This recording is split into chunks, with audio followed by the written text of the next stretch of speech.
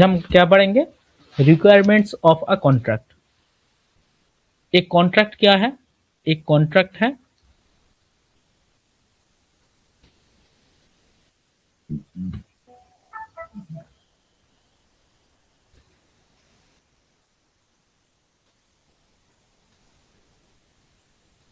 when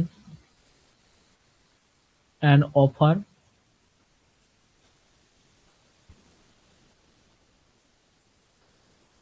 made by one party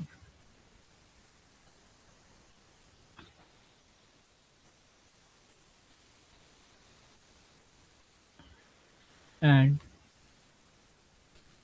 is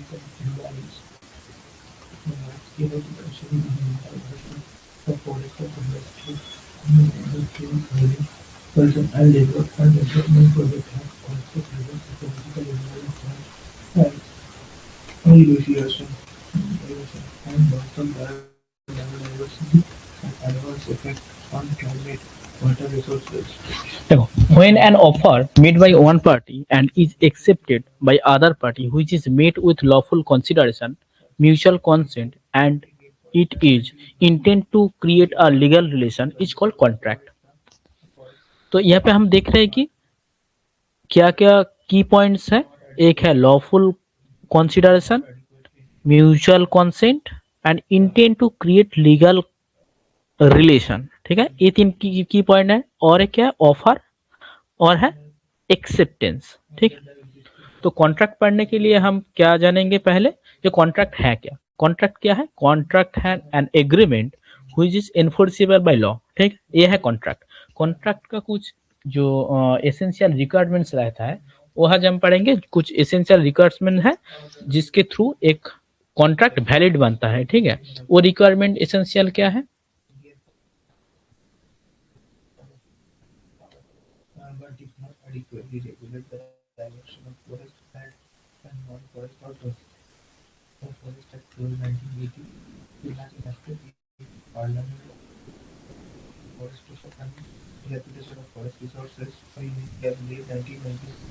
पहला वाला number एक है ऑफर एंड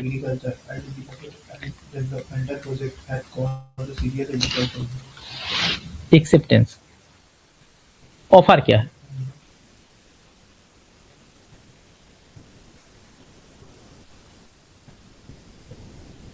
ऑफर क्या है?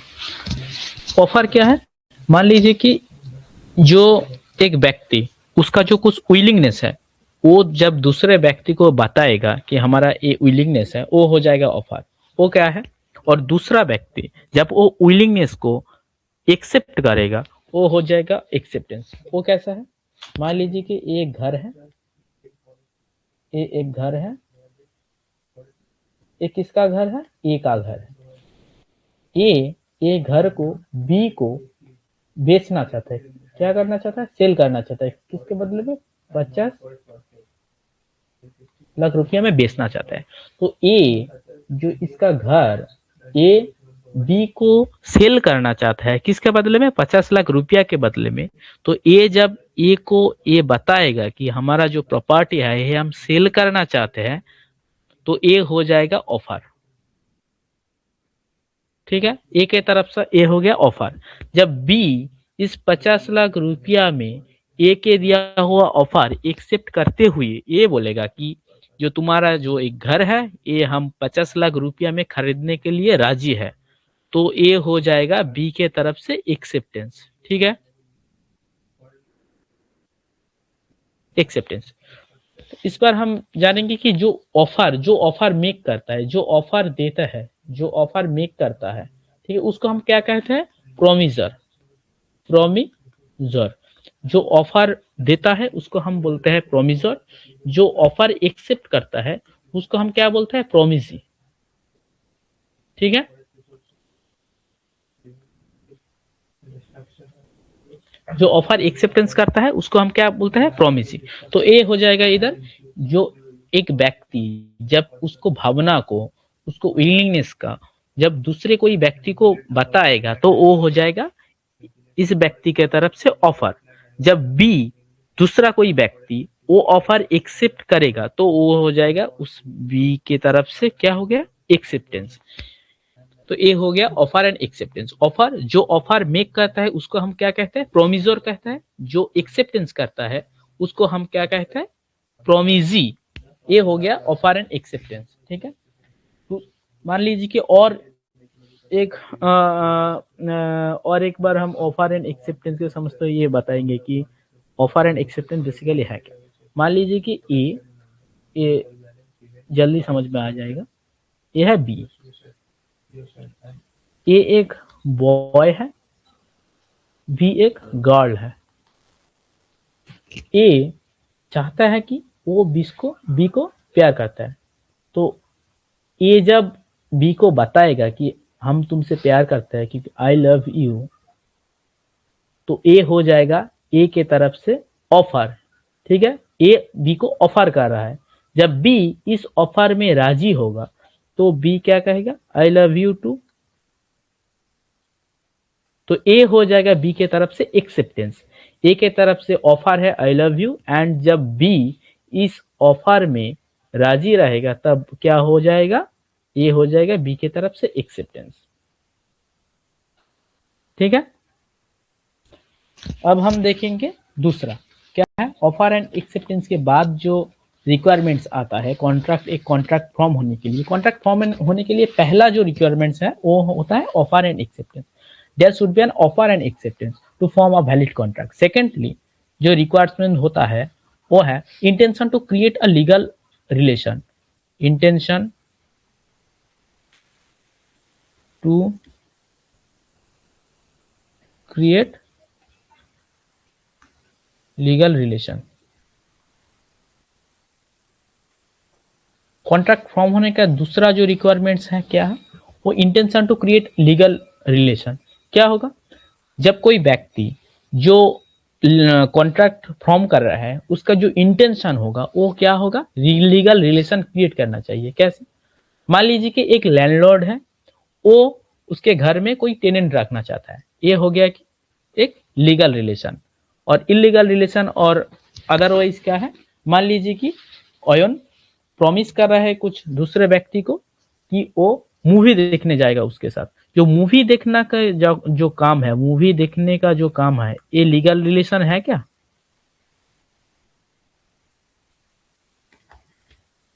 नहीं है। तो ये नहीं, एक कॉन्ट्रैक्ट के फॉर्म में नहीं आएगा। जो लैंडलॉर्ड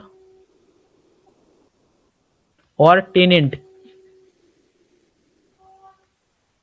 के बीच में होगा, ये हो गया एक लीगल रिलेशन। ठीक है,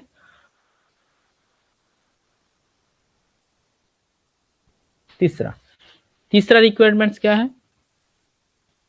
एक क्या होगा? Lawful consideration. Lawful consideration.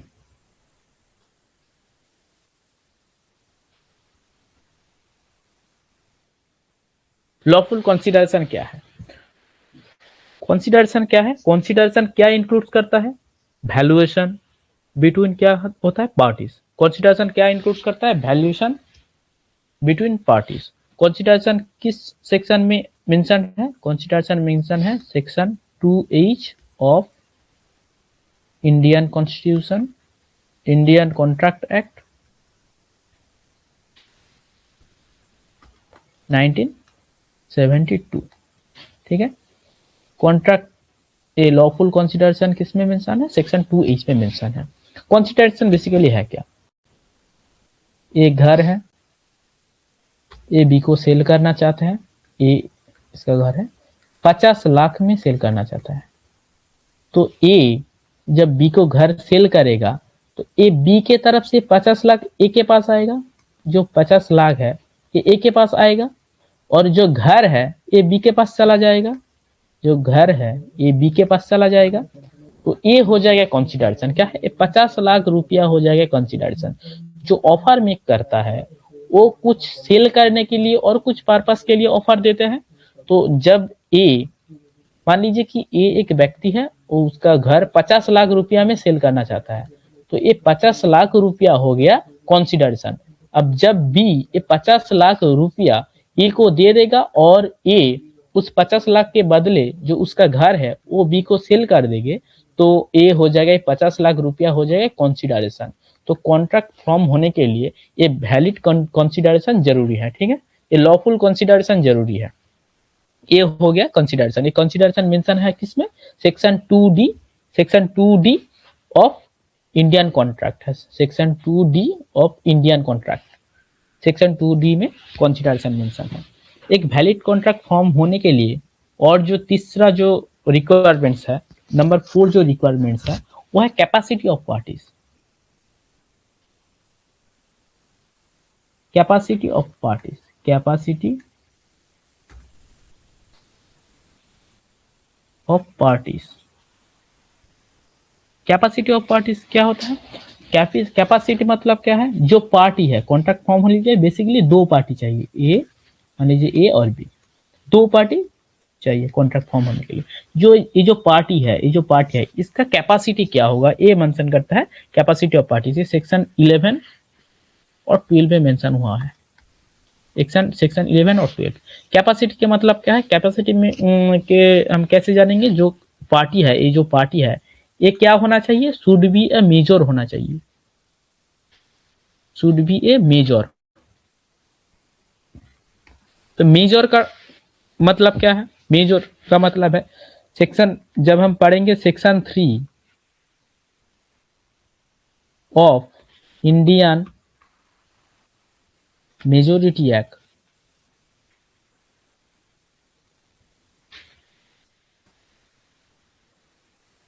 1985, तब हम देखेंगे कि जो सेक्शन 3 में क्या हुआ बताया हुआ है।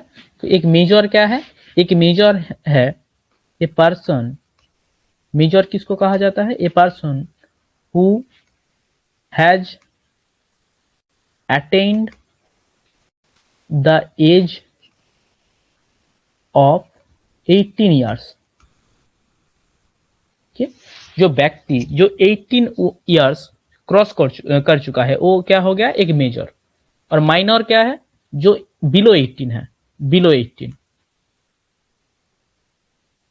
बिलो 18 है माइनर। ठीक है, जब कोई व्यक्ति 18 वर्ष क्रॉस कर चुका होता है वो होता है मेजर। ठीक है, तो जो कैपेसिटी ऑफ पार्टीज है उसके अंदर क्या होगा? Party should be a major. पहला रिक्वायरमेंट्स क्या होगा? Party should be a major. ठीक है, दूसरा रिक्वायरमेंट क्या होगा? दूसरा क्या होगा? Party should be sound minded. ये term sound mind, sound mind, sound mind क्या है? जो पार्टी है, जो व्यक्ति है, उसको साउंड माइंड होना पड़ता है। साउंड माइंड मतलब क्या है? जो कुछ समझ सके। जो ए बी को बोल रहा है कि जो कुछ भी बोल रहा है बी को इसको समझने चाहिए, जिसका जो रैशनल थिंकिंग होगा, कुछ जांच करने का थिंकिंग होगा, ये एबिलिटी जिस पार्टी को रहेगा वो हो जाएगा कि sound mind.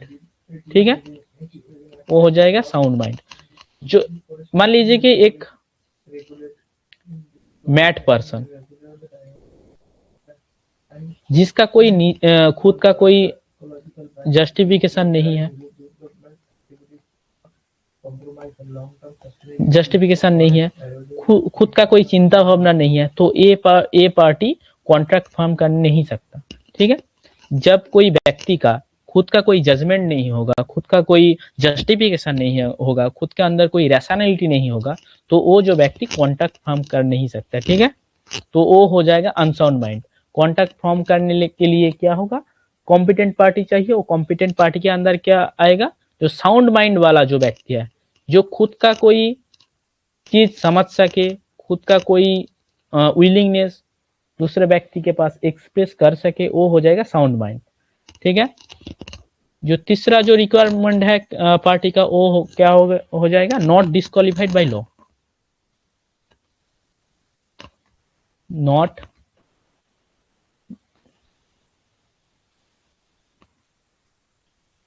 Disqualified by law.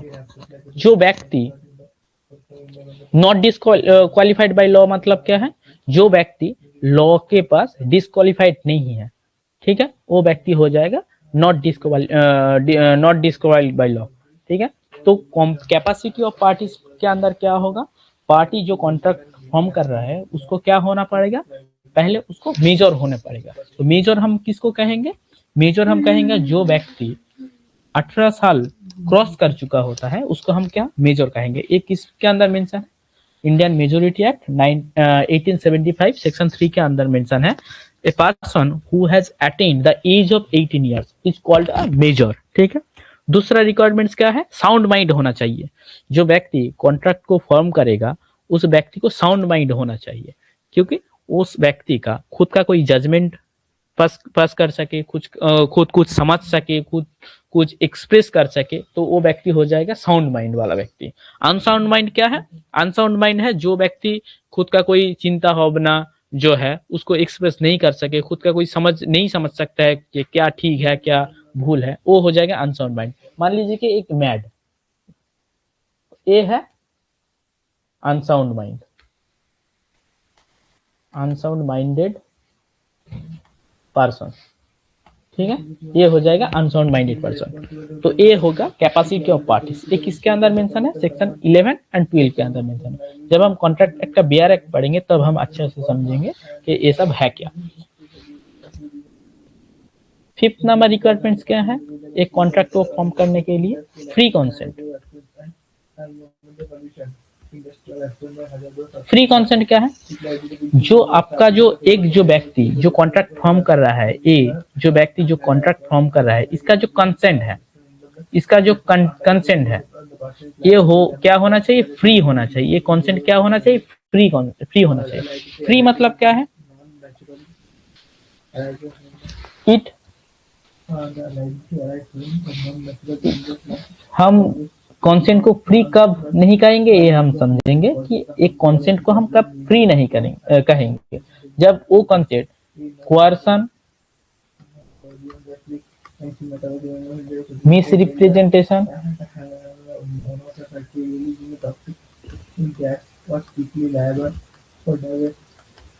Undue influence, mistake, इसके थ्रू नहीं जाएगा, तब हो जाएगा फ्री कंसेंट। जब कुछ कंसेंट के बीच में कोअर्सन रहेगा तो फ्री कंसेंट नहीं होगा। इसको हम कुछ नेगेटिव वैसे समझेंगे कि फ्री कंसेंट है क्या, जब कोई कंसेंट कोअर्सन नहीं होगा, मिसरिप्रेजेंटेशन नहीं होगा, अनड्यू इन्फ्लुएंस नहीं होगा, मिस्टेक नहीं होगा, तो वो हो जाएगा फ्री कंसेंट। ठीक है, जब ये सब होगा तो फ्री कंसेंट नहीं माना जाएगा। तो पहले हम समझेंगे कोअर्सन का मतलब क्या है। कोअर्सन क्या है, कोअर्सन बेसिकली क्या है, कोअर्शन है क्या? फोर्सिंग समवन टू सिंग an agreement through threats unlawful act. Coercion क्या होगा? मान लीजिए कि ए एक व्यक्ति है, बी कुछ काम के लिए ए को फोर्स कर रहा है, थ्रेट दे रही कि आप ये कॉन्ट्रैक्ट पे साइन कीजिए, ये कॉन्ट्रैक्ट पे साइन कीजिए, नहीं तो आपको हम मार देंगे। कि कोई व्यक्ति और उनके बंदूक लेके बोल रहा है कि ये जो पेपर है इसमें साइन कर दो, नहीं तो हम आपको मार देंगे। जब ए उस डर से साइन कर देगा तब क्या होगा? इस जो उसका जो कंसेंट है, साइन करने का जो कंसेंट है, इसको फ्री कंसेंट नहीं माना जाएगा। ठीक है, तो फ्री कंसेंट होने के लिए क्या है? ये जो कोअर्शन है ये नहीं होना चाहिए। ठीक है, ये नहीं होना चाहिए। तो ये हो गया फ्री कंसेंट का एक है coercion.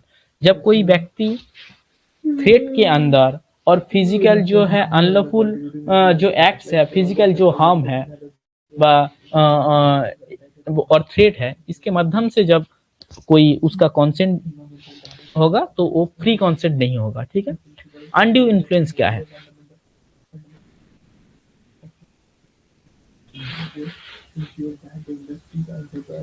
Undue influence, undue influence क्या है? जब कोई व्यक्ति उसका पोजीशन का जो पोजीशन है वो उसका एब्यूज करेगा। मान लीजिए कि वो हो जाएगा क्या? Undue influence. मान लीजिए कि ए एक व्यक्ति, बी उसका क्या है? ए है गुरु, ए है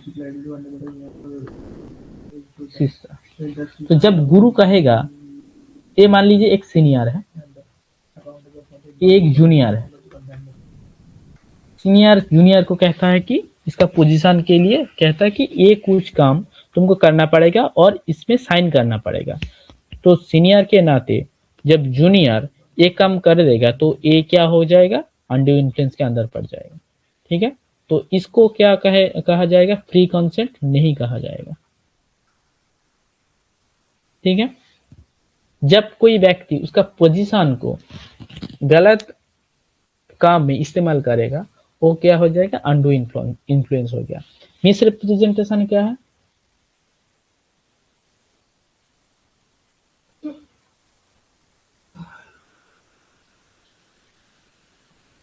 मिसरिप्रेजेंटेशन क्या है? मिसरिप्रेजेंटेशन है ये फॉल्स डिक्लेरेशन और एक्शन। जब ए कोई व्यक्ति बी को कोई फॉल्स स्टेटमेंट देगा, कोई फॉल्स स्टेटमेंट, ये मान लीजिए कि ए बोल रहा है कि हमारा एक घर है जो क्या फुल 2 BHK है, इस घर को हम सेल करना चाहते हैं। बी क्या उसके बाद से ए एग्री हो गया कि हाँ 2 BHK जो घर है वो हम खरीदने के लिए रेडी है। लेकिन जब बी देखने गया एक घर को तो देखा कि वो 1 BHK है, तो ए हो जाएगा कि मिसरिप्रेजेंटेशन, क्योंकि फॉल्स स्टेटमेंट है। ठीक है, ये जब होगा तो उस कॉन्ट्रैक्ट को वैलिड कॉन्ट्रैक्ट नहीं माना जाएगा। ठीक है, इस बार हम देखेंगे दूसरा वाला कि 6 नंबर जो पॉइंट है एक कॉन्ट्रैक्ट को फॉर्म करने के लिए वो क्या है? वो है lawful object.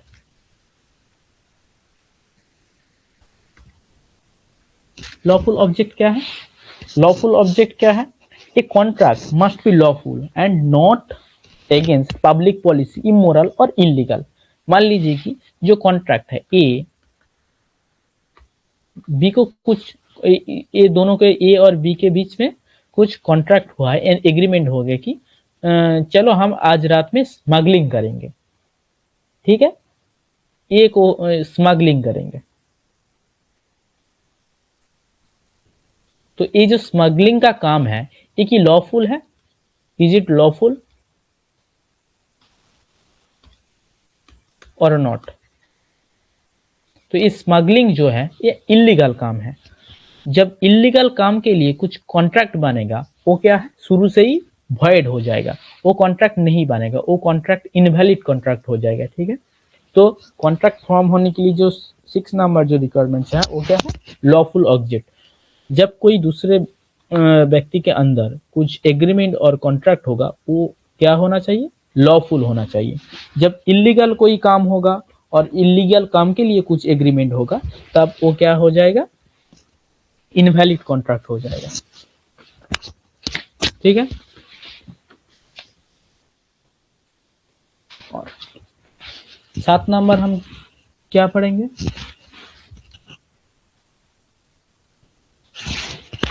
Certainty. 7 number point क्या है?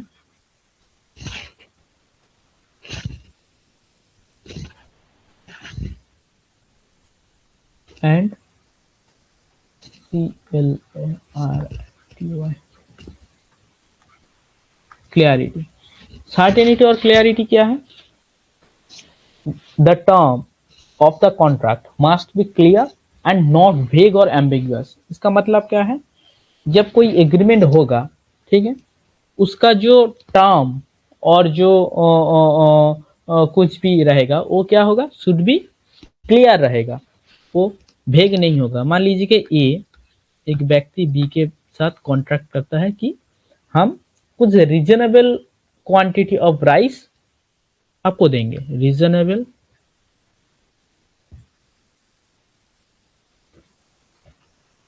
Quality of rice. A reasonable quality of rice के मतलब क्या है? 1 केजी, 2 केजी और 5 केजी। क्या है ये स्पेसिफिकली मेंशन नहीं है, तो ये कॉन्ट्रैक्ट क्या हो जाएगा? वॉइडेबल हो जाएगा। ठीक है। जब कोई व्यक्ति इस माध्यम से कॉन्ट्रैक्ट करेगा कि कुछ reasonable quality of rice, reasonable quality of things, तब ये हो जाएगा कि अब मैं आपको कुछ पैसे देना चाहता हूँ, तो कुछ पैसे, तो इसका पैसा का जो स्पेसिफिक अमाउंट है वो मेंशन नहीं हुआ है, तो इस कॉन्ट्रैक्ट क्या हो जाएगा? वॉइड कॉन्ट्रैक्ट हो जाएगा। मान लीजिए कि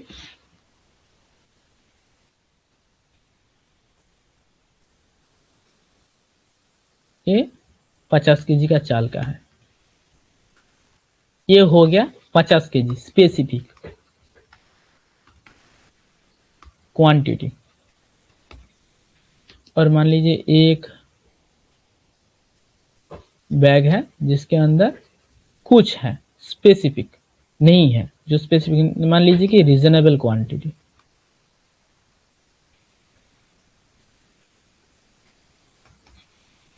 जो कॉन्ट्रैक्ट के अंदर मान लीजिए कि ए और बी के अंदर ए कॉन्ट्रैक्ट हो रहा है कि ये बता रहे हैं हम कुछ तुमको कुछ रीजनेबल क्वांटिटी का राइस देंगे। तो ये जो रीजनेबल क्वांटिटी है इसका कोई स्पेसिफिक नंबर नहीं है, कुछ स्पेसिफिक क्वांटिटी मेंशन नहीं है। 1 KG rice, 2 KG rice, 3 KG rice और 4 केजी राइस, ये कुछ मेंशन नहीं है, तो ये कॉन्ट्रैक्ट क्या होगा? वैलिड नहीं होगा। जब कोई कॉन्ट्रैक्ट का जो सामान है और कुछ चीज है और कुछ कंसिडरेशन को जो अमाउंट है वो जब क्लियर नहीं होगा, तो उसका जब सर्टिनिटी नहीं होगा, तो वो कॉन्ट्रैक्ट क्या होगा? इनवैलिड कॉन्ट्रैक्ट हो जाएगा। ठीक है। जब ए बी को बोलेगा कि हम आपको 50 केजी चाल देने के लिए राजी है, जो 50 केजी अमाउंट स्पेसिफिक जो मेजरमेंट है, ये 50 केजी के लिए ये कॉन्ट्रैक्ट क्या हो जाएगा? वैलिड कॉन्ट्रैक्ट हो जाएगा। जब ये 50 केजी मेंशन नहीं रहेगा और कुछ केजी और कुछ मेजरमेंट मेंशन नहीं रहेगा, तब ये हो जाएगा इनवैलिड कॉन्ट्रैक्ट। ठीक है। तो पहले हम पूरा समराइज करते हैं कि आज का जो कॉन्ट्रैक्ट का जो एसेंशियल जो रिक्वायरमेंट्स है और एसेंशियल जो एलिमेंट्स है वो क्या क्या है। पहले एक कॉन्ट्रैक्ट क्या है? एक कॉन्ट्रैक्ट है an agreement which is enforceable by law. एक किसके अंदर मेंशन हुआ है? सेक्शन 2H के अंदर मेंशन हुआ है। ठीक है। एक कॉन्ट्रैक्ट को, वैलिड कॉन्ट्रैक्ट को फॉर्म करने के लिए कुछ रिक्वायरमेंट्स लगता है, कुछ रिक्वायरमेंट्स जरूरी होता है। वो क्या है? एक कॉन्ट्रैक्ट को फॉर्म होने के लिए एक जो ऑफर एंड एक्सेप्टेंस होना जरूरी है। ठीक है। एक कॉन्ट्रैक्ट को फॉर्म होने के लिए एक ऑफर एंड एक्सेप्टेंस होना जरूरी है। ऑफर क्या है? मान लीजिए कुछ व्यक्ति, उसका जो विलिंगनेस है वो दूसरे कोई व्यक्ति को बता रहा है, तो वो हो जाएगा ऑफर। जो ऑफर मेक करता है उसको हम क्या कहते हैं? प्रोमिजर। ठीक, ये हम कहते हैं जो ऑफर देता है उसको हम प्रोमिजर कहते हैं। जो और एक्सेप्टेंस क्या है? जब ऑयन कोई दूसरा व्यक्ति को ऑयन चयन को बोलता है कि हमारा जो एक घर है ये हम सेल करना चाहते हैं, तो ऑयन जब ये सेल करने का काम ये बोलेगा तब ये हो जाएगा ऑफर। अब चयन जो इस प्रॉपर्टी को खरीदने के लिए मंजूर हो जाएगा, तब चयन के पास से ये क्या होगा? हो जाएगा एक्सेप्टेंस। जो ऑयन है जो ऑफर दे रहा है उसको हम क्या कहते हैं? प्रोमिजर। और जो चयन है जो इस घर को खरीदने के लिए राजी हो रहा है, उसको हम क्या कहेंगे, प्रोमिजी। ठीक है, ये हो गया ऑफर एंड एक्सेप्टेंस। दूसरा क्या है, द रिलेशन, जो रिलेशन है वो क्या होगा, लॉफुल रिलेशन है। To intent to create a lawful व लीगल रिलेशन। इसका मतलब क्या है, लॉफुल रिलेशन का मतलब क्या है, लॉफुल रिलेशन के मतलब है कोई मान लीजिए कि ओयोन एक कॉन्ट्रैक्ट और एग्रीमेंट बना रहा है कि चलो हम आज मूवी देखने जाएंगे। मूवी देखने का जो काम है ये क्या लॉफुल है और लॉफुल नहीं है, बिल्कुल लॉफुल नहीं है। तो ये कॉन्ट्रैक्ट क्या हो जाएगा, इनवैलिड कॉन्ट्रैक्ट हो जाएगा। जब कोई मान लीजिए कि लैंडलॉर्ड और टेनेंट है, एक व्यक्ति उसका जो घर है वो भाड़ा पे देना चाहता है टेनेंट के लिए, तो ये हो जाएगा लॉफुल लीगल रिलेशन। तो ये हो जाएगा कॉन्ट्रैक्ट और एग्रीमेंट। जब कोई व्यक्ति कोई बोलेगा कि चलो आज मूवी देखने जाते हैं, चलो आज चोरी करना जाता है, तो चलो आज डिनर पे जाता है, तो ये सब क्या हो जाएगा, लॉफुल जो रिलेशन नहीं हो जाएगा। तीसरा क्या है, लॉफुल कंसिडरेशन। लॉफुल कंसिडरेशन क्या है, lawful consideration Indian contract act के अंदर सेक्शन 2D के अंदर मेंशन है। लॉफुल कंसिडरेशन क्या है, जब मान लीजिए ओयोन उसका जो प्रॉपर्टी है, उसका जो घर है, वो दूसरा व्यक्ति जो चयोन है उसको बेचना चाहते हैं। किस रिगार्डिंग बेचना चाहते हैं कि 50 लाख में बेचना चाहते हैं। वो जो 50 लाख जो अमाउंट है उसको क्या कहा जाता है, कॉन्सिडरेशन। कॉन्सिडरेशन का बेसिक मतलब क्या है, something in exchange of another thing. Something क्या है, ओयोन उसका जो घर है वो चॉयन को बेचना चाहते हैं, बदले में वो उसको क्या मिलेगा, 50 लाख रुपया मिलेगा, और चॉयन को क्या मिलेगा, वो घर मिलेगा। ये हो जाएगा कंसिडरेशन। समथिंग मतलब जो घर है, in exchange of another thing, मतलब in exchange of another thing. Another thing क्या है, चॉयन के पास है 50 लाख रुपया, तो ये हो जाएगा कंसिडरेशन। ठीक है, something in exchange of another thing.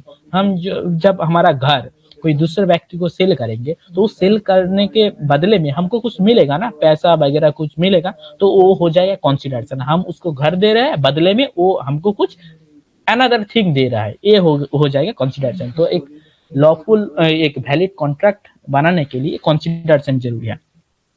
चौथा क्या है, capacity of parties. Capacity of parties मतलब क्या है, जो कॉन्ट्रैक्ट को जो ए है, ओयोन जो है, ओयोन तो एक पार्टी है, और दूसरा व्यक्ति चॉयन वो भी एक पार्टी है। तो ओयोन और चॉयन के बीच में कॉन्ट्रैक्ट हो रहा है, तो ये जो ओयोन है उसका कुछ कैपेसिटी होना चाहिए। क्या एक 16 साल का बच्चा कॉन्ट्रैक्ट फॉर्म कर सकता है, नहीं है। तो ये जो ओयोन है, जो पार्टी है, इसको कैपेसिटी क्या है, the party should be a major. Major मतलब क्या है, इंडियन मेजोरिटी एक्ट 1875 सेक्शन 3 कहता है कि एक व्यक्ति, a person who has attend the age of 18 years is a major. तो जब एक व्यक्ति ओयोन 18 साल का होगा और 18 साल के ऊपर होगा, तब वो कॉम्पिटेंट पार्टी होगा एक कॉन्ट्रैक्ट फॉर्म करने के लिए। जब ओयोन 17 साल का हो, तो वो कॉन्ट्रैक्ट फॉर्म करने के लिए एलिजिबल पार्टी नहीं है। दूसरा क्या है, साउंड माइंड। और party should be sound minded. Sound minded मतलब क्या है, मान लीजिए कि ओयोन 18 साल का है, वो कॉन्ट्रैक्ट करने के लिए कि एलिजिबल है, नहीं। जब कॉन्ट्रैक्ट ओयोन 18 साल का होगा, फिर भी वो साउंड माइंड है, साउंड माइंड नहीं है, अनसाउंड माइंड है, तब भी वो कॉन्ट्रैक्ट फॉर्म नहीं कर सकता है। और इनको पहला क्या होना चाहिए, कॉम्पिटेंट पार्टी होने के लिए, कॉन्ट्रैक्ट फॉर्म करने के लिए, पहला 18 साल का ऊपर होना चाहिए। दूसरा क्या है, साउंड माइंड होना चाहिए। साउंड माइंड मतलब क्या है, जो व्यक्ति खुद का जो भावना है वो दूसरा व्यक्ति को बता सके, खुद का जो जस्टिफिकेशन है वो खुद कर सके, ये हो गया साउंड माइंड। मान लीजिए कि ऑयन का एज है 25 ईयर्स एंड वो मैड है, एक मैड व्यक्ति है कि वो घूमता है फिरता है, जो कुछ भी करता है मन मर्जी करता है, कुछ समझ में नहीं आता है उसको, वो कुछ नहीं समझता है क्या कौन क्या बोलता है, किसको क्या बोलना चाहिए वगैरह वगैरह। तो ओएन 18 साल के ऊपर है, फिर भी वो अनसाउंड माइंड है, तो एक कॉन्ट्रैक्ट फॉर्म कर सकता है, नहीं, कॉन्ट्रैक्ट फॉर्म नहीं कर सकता। कॉन्ट्रैक्ट फॉर्म करने के लिए क्या क्या होता है, जो पार्टी है उसको मेजर होना पड़ता है, दूसरा उसको साउंड माइंड होना पड़ता है, और तीसरा क्या, नॉट डिस्क्वालिफाइड बाय लॉ। जो व्यक्ति कानून से डिस्क्वालिफाइड है, जिसको कानून से डिस्क्वालीफाइड घोषित कर दिया है हुआ है, वो कॉन्ट्रैक्ट नहीं फॉर्म कर सकते हैं। मान लीजिए कि एक व्यक्ति है जो मेजर है, 18 साल का ऊपर है, वो साउंड माइंड है, खुद समझ सकता है क्या करना है क्या नहीं करना है, और वो डिस्क्वालीफाइड बाय लॉ है, तब भी वो कॉन्ट्रैक्ट नहीं फॉर्म कर सकता है। उसको क्वालिफाइड बाय लॉ होना चाहिए। ये तीनों का तीनों जो रिक्वायरमेंट्स है, जब एक पार्टी के अंदर रहेगा तब ही वो कॉन्ट्रैक्ट फॉर्म कर सकते हैं। तीनों के बीच में जब एक भी नहीं होगा तो वो पार्टी कॉन्ट्रैक्ट फॉर्म नहीं कर सकते। ठीक है। 5 में क्या होगा? Free consent. फ्री कॉन्सेंट क्या है? जब हम कॉन्ट्रैक्ट, मान लीजिए कि हाँ, एक व्यक्ति ऑयन के पास कॉन्ट्रैक्ट एक पेपर लेके आ गया कि आप इसे साइन कर दीजिए। ऑयन पढ़ के दिख रहा है ये कुछ जो कुछ भी लिखा हुआ है ये हम नहीं चाहते। कुछ बोलना चाहते? Ion raising your hand. जो ऑयन है, ऑयन के पास कोई व्यक्ति आ रहा है कि देखो ये पेपर है, इसको ये कर दो, साइन कर दो। ऑयन क्या कर रहा है? पढ़ के दिख रहा है कि ये जो पेपर वगैरह है इसमें जो कुछ भी लिखा हुआ है, ये व्यक्ति चाह रहा है कि हमारा घर उसको हम फ्री में लिख दे, ये चाह रहा है। तो ऑयन राजी नहीं है उसमें, कि ऑयन राजी नहीं है कि ये हम नहीं कर सकते। लेकिन जो दूसरा व्यक्ति है वो क्या कह रहा है? ऑयन के सिर पे बंदूक रख रहा है और बोल रहे आप साइन करो, नहीं तो हम आपको मार देंगे। तब उस डर के बदले ऑयन क्या करता है? साइन कर देता है। तो ये ऑयन का फ्री कॉन्सेंट है क्या? जब ऑयन डर के बदले कुछ काम करे और कुछ कॉन्ट्रैक्ट पेपर में साइन कर दे, तो ये फ्री कॉन्सेंट है क्या? ये फ्री कॉन्सेंट नहीं है। तो फ्री कॉन्सेंट होने के लिए क्या क्या होना जरूरी है? कोअर्सन नहीं होना जरूरी है। कोअर्सन का मतलब क्या है? कोअर्सन का मतलब क्या है? कोअर्सन है जब कोई व्यक्ति थ्रेट्स और कुछ काम के लिए मान लीजिए थ्रेट्स दे रहा है, उसका जो प्रॉपर्टी है वो डिटेन कर रहा है, रोक के रख रहा है, और उसके बदले में क्या बोल रहा है कि आप एक कॉन्ट्रैक्ट पेपर साइन कर दो, नहीं तो हम आपको मार देंगे और आपका प्रॉपर्टी ले लेंगे वगैरह वगैरह। तब ये हो जाएगा कोअर्सन। जब कोअर्सन होगा तब वो कॉन्सेंट को क्या माना जाएगा? फ्री कॉन्सेंट नहीं माना जाएगा। तब जब ऑयन जो उसको माथा पे जब बंदूक रख के कोई व्यक्ति बोलेगा कि आप साइन कर दो, नहीं तो हमको हम गोली मार देंगे, तब ऑयन उसका जान बचाने के लिए जो कॉन्ट्रैक्ट पे साइन कर देता है वो फ्री कॉन्सेंट नहीं होगा, वो कोअर्सन हो जाएगा। दूसरा क्या है? Undue influence. मान लीजिए कि आपका गुरु है और आपका सीनियर है, आप उसको रिस्पेक्ट करते हो, श्रद्धा करते हो, तो वो आपको बोलता है कि हमारे लिए कुछ काम कर लो। अब आपका सीनियर है, अयन तुम हमारा सीनियर है, जूनियर हो, तो कुछ काम कर दो। तो अयन क्या है? उस रिस्पेक्ट के लिए कुछ काम कर देता है, लेकिन जो काम अयन कर रहा है वो उसका खुद का मन में नहीं है। ठीक है। वो काम क्या हो जाएगा? अनड्यू इन्फ्लुएंस हो जाएगा। जब ये काम सब होगा तो इस काम के लिए जो कॉन्ट्रैक्ट बनेगा वो कॉन्ट्रैक्ट एक वैलिड कॉन्ट्रैक्ट नहीं होगा। मिस रिप्रेजेंटेशन क्या है? जब मान लीजिए ऑयन एक दूसरा व्यक्ति को, चयन को बोल रहा है कि हमारा एक 2 BHK फ्लैट है, ये हम तुमको सेल करना चाहते हैं। चयन क्या है? ऑयन को रिस्पेक्ट करते हुए, ट्रस्ट करते हुए क्या मान लीजिए ठीक है ये कॉन्ट्रैक्ट हम फॉर्म करेंगे। तो बी जो चयन है वो राजी हो गया। लेकिन जब घर देखने आया तब देख रहा है कि जो ऑयन का जो फ्लैट है वो 2 BHK नहीं है, वो 1 BHK है। लेकिन ऑयन चयन को क्या बोला था कि वो 2 BHK फ्लैट है। तो ये हो जाएगा एक इनवैलिड कॉन्ट्रैक्ट। जब कोई व्यक्ति मिसरिप्रेजेंटेशन के थ्रू में जाएगा और फॉल्स स्टेटमेंट के थ्रू में जाएगा तो वो कॉन्ट्रैक्ट क्या हो जाएगा? लॉफुल कॉन्ट्रैक्ट नहीं होगा। लॉफुल ऑब्जेक्ट इस 6 नंबर पॉइंट क्या है? Lawful object. लॉफुल ऑब्जेक्ट क्या है? जो कॉन्ट्रैक्ट रहेगा कुछ दो पार्टी के बीच, वो शुड भी लॉफुल होना चाहिए। लॉफुल का मतलब क्या है? मान लीजिए कि हम एक घर बेचना चाहते हैं, इसके लिए हम एक कॉन्ट्रैक्ट करना चाहते हैं, ये लॉफुल है।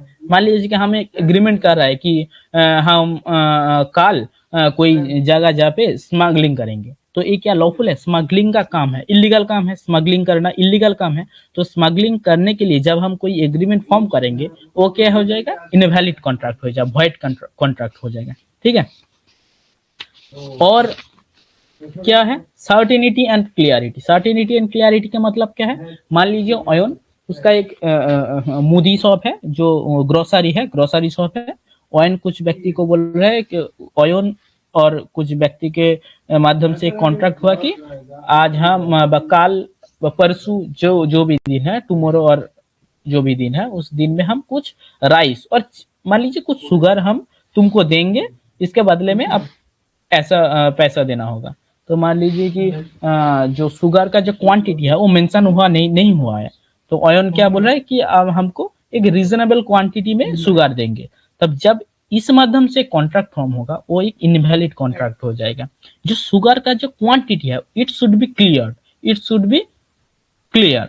जो शुगर का मान लीजिए ये बोल रहा है कि अब हमको 50 kilo, 30 kilo, 20 kilo, 10 kg sugar हमको देंगे, इसलिए एक कॉन्ट्रैक्ट फॉर्म हो रहा है। तो ये कॉन्ट्रैक्ट क्या होगा, वैलिड कॉन्ट्रैक्ट होगा। जब ये जो मेजरमेंट है कुछ चीजों का नहीं नहीं रहेगा तब क्या होगा, इस कॉन्ट्रैक्ट का क्या हो जाएगा, वैलिड कॉन्ट्रैक्ट नहीं होगा, इनवैलिड कॉन्ट्रैक्ट हो जाएगा।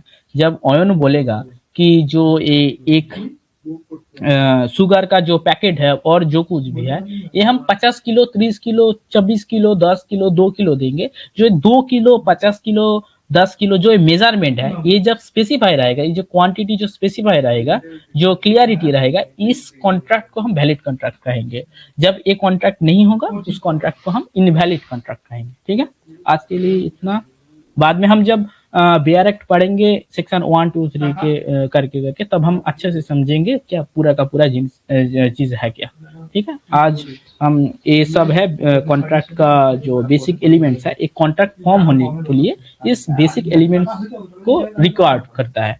इस बेसिक एलिमेंट्स रहेगा तब भी एक कॉन्ट्रैक्ट वैलिड कॉन्ट्रैक्ट माना जाएगा, नहीं तो उस कॉन्ट्रैक्ट को क्या हम इनवैलिड कॉन्ट्रैक्ट